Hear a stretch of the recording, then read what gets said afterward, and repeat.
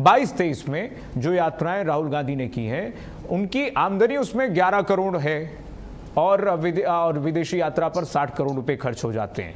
कैसे देखते हैं इस सवाल के, बीजेपी के सवाल को? और ये ऐसे नहीं हो गया कि आमदनी अठन्नी खर्चा रुपया?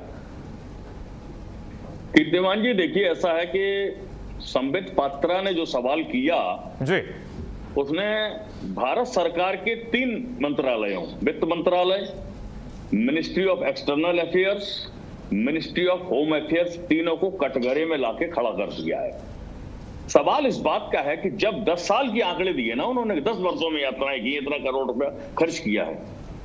आपको एक चीज पता होनी चाहिए कि जब हम पिछले वित्तीय वर्ष का लेखा जोखा आयकर विभाग में सबमिट करते हैं तो अगले साल उसका असेसमेंट ईयर होता है, वो असेसमेंट हो जाता है, उसके बाद चैप्टर क्लोज होता है, क्वेरी होती है तो उसके कंसर्न जो भी इंडिविजुअल है, एचयूएफ है या व्यापारी है, कंपनी है, उसको क्वेरी जाती है, क्वेरी को उसको रिजॉल्व करना होता है या पेनल्टी लगता है, डिपार्टमेंट पेनल्टी लगाता है, वो जमा करानी पड़ती है। बड़ी सिंपल प्रक्रिया है। इसका बड़ा सरलीकरण किया है मोदी जी की सरकार ने, मैं साधुवाद देता हूं।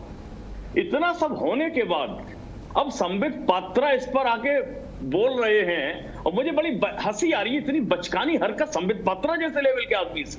अरे भाई, आपको बोलना था ना, आप ये बोलते कि 2014 से 2020 तक जय शाह की आमदनी 15,000 गुना कैसे बढ़ी, ये सवाल बनता है, देश की जनता जानना चाहती है। इस पर नहीं बोलते हैं भारतीय जनता पार्टी के लोग। अडानी के ऊपर कितना कर्जा है इस देश की बैंकों का, ये बताने की औकात नहीं है भारतीय जनता पार्टी के लोगों और नेताओं की।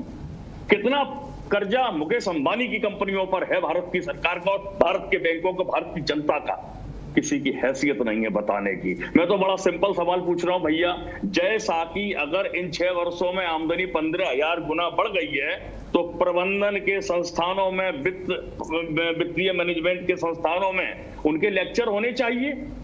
इतने योग्य व्यक्ति हैं भाई। नहीं, जय शाह का मुद्दा नहीं है अभी मुझे लगता है। नवीन दुबे जी, अभी हम यात्रा पर चर्चा कर रहे हैं, चूंकि यात्रा पर सवाल उठे हैं, चूंकि यात्रा पर सवाल उठे हैं तो हम यात्रा पर चर्चा कर लेते हैं कि 11 करोड़ से 60 करोड़ के खर्च के बीच में क्या कैलकुलेशन है। नहीं हूं मैं, जो बोलूंगा सच बोलूंगा। क्या कैलकुलेशन है? सुनिए, अब आप नीट एग्जाम होता है, चौथी बार पेपर लीक हो रहा है। संबित पात्रा में अगर 2 पैसे की शर्म होती तो उस पर आके प्रेस कॉन्फ्रेंस करनी चाहिए थी। देश के मुद्दों से भागते हैं। आपने राहुल गांधी को टारगेट किया, ठीक है, आप लीडर ऑफ अपोजिशन है, 2 पार्टियों की आपस की लड़ाई है, नुकसान तो देश की जनता का हो रहा है ना, टैक्स पेयर का हो रहा है ना।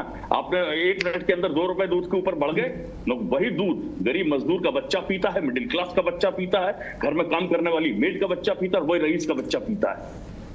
शर्म है सरकार के अंदर की नहीं है?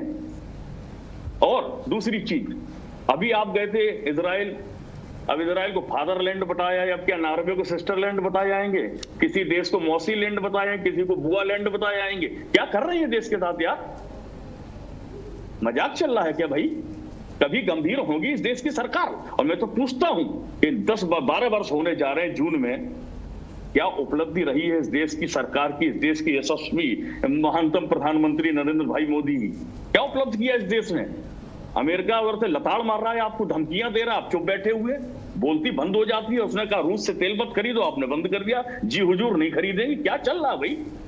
अमेरिका का राष्ट्रपति हमारे देश के प्रधानमंत्री को जिस तरीके से कहता है कि मैं कैरियर खराब कर दूंगा, ये बहुत शर्मनाक बात भाजपा के लोगों के लिए हो ना हो, मेरे लिए है। मैं जवाब नागरिक हूं, मैं अपने राष्ट्र को लाइक करता हूं, अपने प्रधानमंत्री का सम्मान रखता हूं। तपोश जी को लाइए। भारतीय जनता पार्टी के आदमी की हिम्मत पड़ी है कि अमेरिका को 2 टूक बोलने की? किसी मंत्री की हिम्मत दीजिए जवाब तपोश पाल जी, एक एक करके जवाब दीजिए। क्या मजाक चल रहा है? तपोश पाल जी, मैं आपके सवाल को सिंप्लीफाई कर दूं नवीन